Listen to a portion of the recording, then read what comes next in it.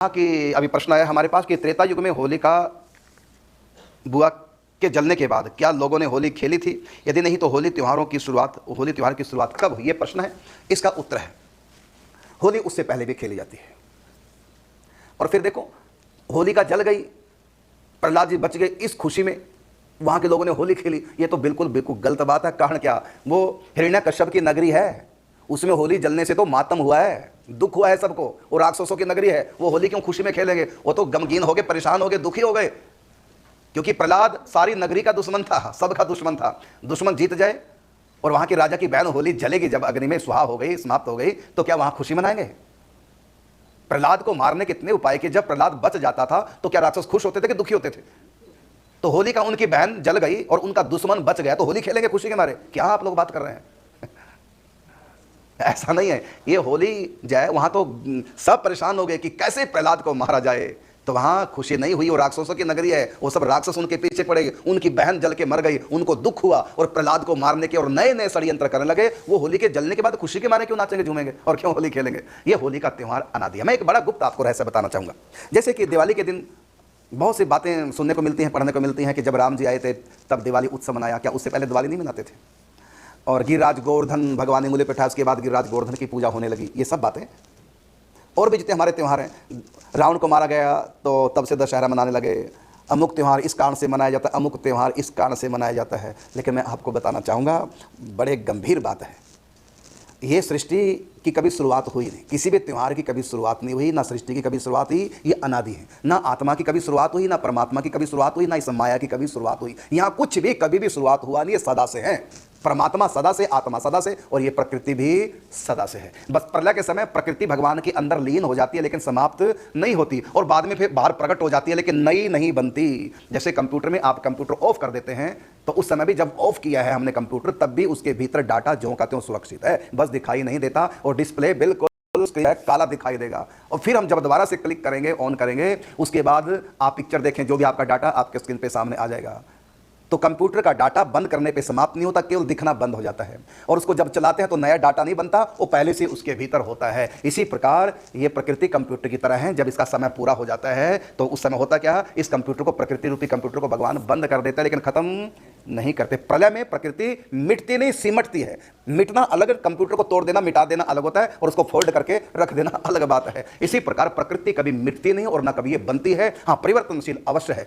तो इसी प्रकार ये प्रकृति जब महाप्रलय आता है, जब प्राकृतिक प्रलय आता है, तो उस समय सारी हर चीज सिमट करके एक अणु के समान हो जाती है और भगवान के अंदर लीन हो जाती है, और इसके ऊपर भी काल का पहरा रहता है, और ये भगवत इच्छा से ऐसा होता है। उसके बाद जब सृष्टि का प्रलय का समय पूरा हो गया, उसके बाद क्या होता है, भगवान की इच्छा प्लस काल प्लस प्रकृति, तीनों गुण, तमोगुण, रजोगुण, सत्वगुण, जब तीनों गुण साम्य अवस्था को प्राप्त होते हैं तो प्रलय आ जाती है, और जब तीनों गुणों में विषमता होती है तो ये सृष्टि उत्पन्न हो जाती है। इसी प्रकार भगवान की इच्छा से काल करता क्या है, प्रकृति के तीनों गुणों में विक्षोभ पैदा करता है, उसको अनबैलेंस कर देता है। उससे फिर सबसे पहले महातत्व प्रकट होता है, धीरे धीरे फिर आगे सृष्टि प्रकट होती है। तो सृष्टि कभी नई नहीं बनती, ना सृष्टि कभी मिटती है। आत्मा भी ना परमात्मा ने बनाई है और ना परमात्मा आत्मा को मार सकते हैं, और भगवान भी कभी ना कभी जन्म लेते हैं और ना कभी मरते हैं। जब श्री कृष्ण का अवतार इस धरती पे नहीं हुआ था, तब भी श्री कृष्ण थे कहाँ, अपने धाम में थे। मैंने वो जन्म नहीं लिए, वो सदा से हैं। भगवान के जितने अवतार हैं सब के सब भगवान के अंदर सदा से वर्तमान रहते, कभी मिटते नहीं है। हम कहेंगे त्रेता युग में राम जी का जन्म हुआ, अरे त्रेता युग से पहले सतयुग में भी राम जी थे। मनु शत्रुपा के सामने सीता राम जी प्रकट हुए थे, लक्ष्मी नारायण नहीं। इसी प्रकार सतयुग में ब्रह्मा जी ने पुष्कर राज्य में तपस्या की तो उनके सामने राधा कृष्ण प्रकट हुए थे, जबकि अवतार तो भी लगभग 5000-250 साल पहले राधा कृष्ण के धरती पे हुआ था। लेकिन राधा कृष्ण इससे पहले भी थे, तो कहाँ, अपने गोलोक धाम में ब्रह्मा जी के सन्मुख प्रकट हुए। तो इसलिए भगवान और ये प्रकृति और आत्मा कभी जन्म नहीं लेती और ना कभी मरती है, बस आत्मा शरीर बदलती रहती है। हाँ, मुक्त होकर के भगवान के धाम में चली जाती है, यदि मुक्त नहीं तो माया में रहती, लेकिन सदा से मायादास है, अनादिकाल से। तो आत्मा परमात्मा, गीता का प्रमाण मैं दे रहा हूं आपको, कोई मेरी कोई कपोल कल्पना नहीं मैं कर रहा हूं। गीता में कहा, न रूपमस्य तथोपलभ्यते न अंतो न च आदिर न च संप्रतिष्ठा। न अंतो न च आदिर, आदिर का मतलब शुरुआत, अंत का मतलब अंतिम, लास्ट, समाप्ति। तो गीता में भगवान ने कहा कि ये न अंतो न च आदिर न च संप्रतिष्ठा, मतलब ये परिवर्तनशील अवश्य है, लेकिन ये रहेगी। महाप्रलय में भी प्रकृति का नाश नहीं होता, ये मिटती नहीं। महाप्रलय में ये सिमटती है, भगवान के अंदर लीन हो जाती है, और फिर जब कल्प आता है तो फिर भगवान की इच्छा से काल इसको प्रेरित करता है। त्रिगुणों में माया के विक्षोभ होता है, और उसके बाद महातत्व की उत्पत्ति, फिर आगे से आगे प्रकृति बढ़ती रहती है। तो जब ये प्रकृति कभी भी वो नहीं होती। अब देखिए, प्रकृति जब नई मतलब प्रकट होती है भगवान के अंदर से, तो ब्रह्मा के द्वारा ये विस्तार को प्राप्त होती है। तो जब विस्तार को प्राप्त होती है तो आप भागवत जी पढ़िए, चाहे शिव पुराण पढ़िए, उसमें स्पष्ट लिखा हुआ है। भागवत में स्वयं भगवान ब्रह्मा जी से कहते हैं कि पूर्व के कल्प में जैसी सृष्टि थी उसी के अनुसार अब दोबारा से अपने अंदर से प्रकट करो। अर्थात प्रलय के बाद सृष्टि मिटी नहीं, ब्रह्मा जी के अंदर लीन हो गई। और भगवान नारायण ब्रह्मा जी से कहते हैं जो तुम्हारे अंदर सृष्टि सिमट के भीतर रह रही है, उस सृष्टि को अब तुम कर्मों के अनुसार, पूर्व जन्मों के कर्मों के अनुसार, जैसी आत्मा के जिसके जैसे जैसे कर्म थे उसके अनुसार सृष्टि को प्रकट करो। इसी प्रकार जब ब्रह्मा जी सृष्टि को पैदा करते हैं और जब 7वें मनवंतर का जब 28वां त्रेता युग आता, तो फिर राम जी आते हैं। 28वें द्वापर युग का जब 7वें मनवंतर का जब 28वां द्वापर युग आता तो भगवान श्री कृष्ण प्रकट होते हैं। तो पुराणों में जितनी भी कथा है ये सत्य कथा है, हर सृष्टि में ऐसा होता है। तो ये त्योहार भी हमारे, जब सृष्टि अनादि है तो त्योहार भी अनादि है, ये पृथ्वी भी अनादि है। महाप्रलय में, प्रकृति के प्रलय में भी पृथ्वी का विनाश नहीं होता, बस ये सिमट करके सब कुछ, प्रकृति पूरा ब्रह्मांड सिमट करके भगवान में लीन हो जाता है। तो ये त्योहार भी, ये प्रकृति, ये सारी परंपराएं सब अनादि हैं। बस ये है कि पहले लोग जानते नहीं थे, फिर ऋषि मुनियों के द्वारा उनको जनाया जाता है। जैसे ब्रह्मा जी ने सृष्टि रची, कैसी रची, तो भगवान नारायण कहते हैं भागवत में कि पूर्व की सृष्टि जैसी थी जो महाप्रलय के समय तुम में सिमट गई है, अब उसको उनके कर्मों के अनुसार एक एक करके सबको प्रकट करो।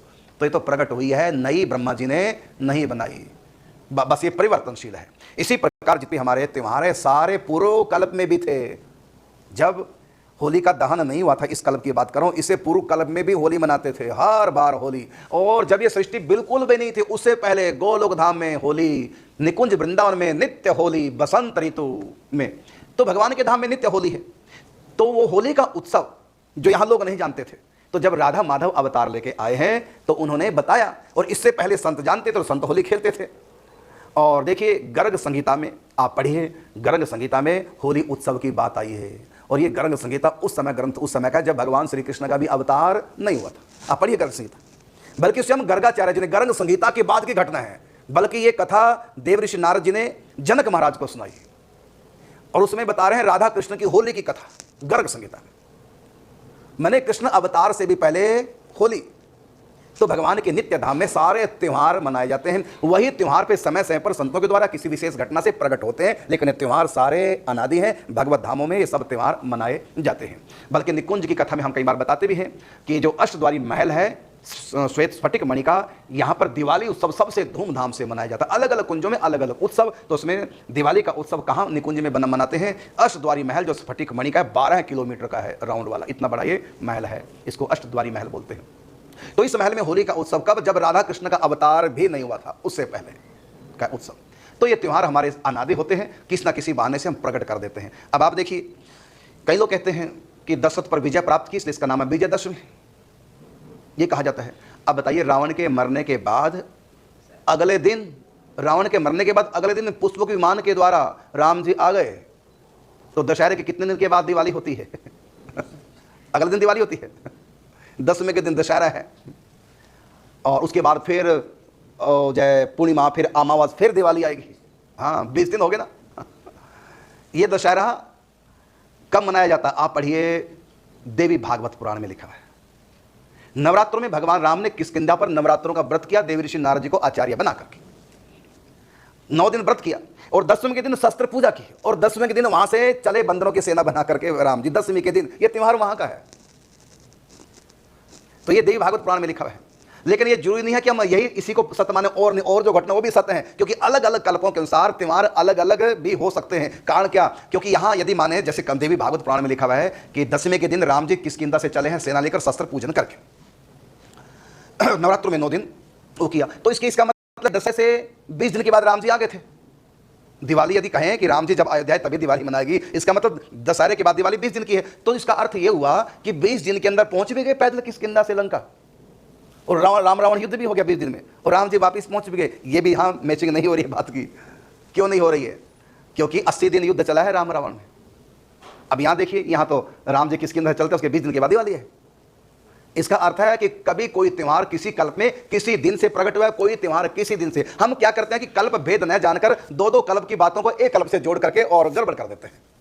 किसी कल्प में राम जी जब आए समय अयोध्या में रावण के ऊपर लंका विजय प्राप्त करके, तब दिवाली त्योहार मनाया किसी कल्प में, और किसी कल्प में और कई कारण हैं। लेकिन सच बात है कि ये तो त्योहार जो होते हैं ना, ये सदा के होते हैं। भगवान के दिव्य धामी सृष्टि से आगे, जहां सारे ब्रह्मांड खत्म हो जाए उसके आगे काल की भी गति नहीं है।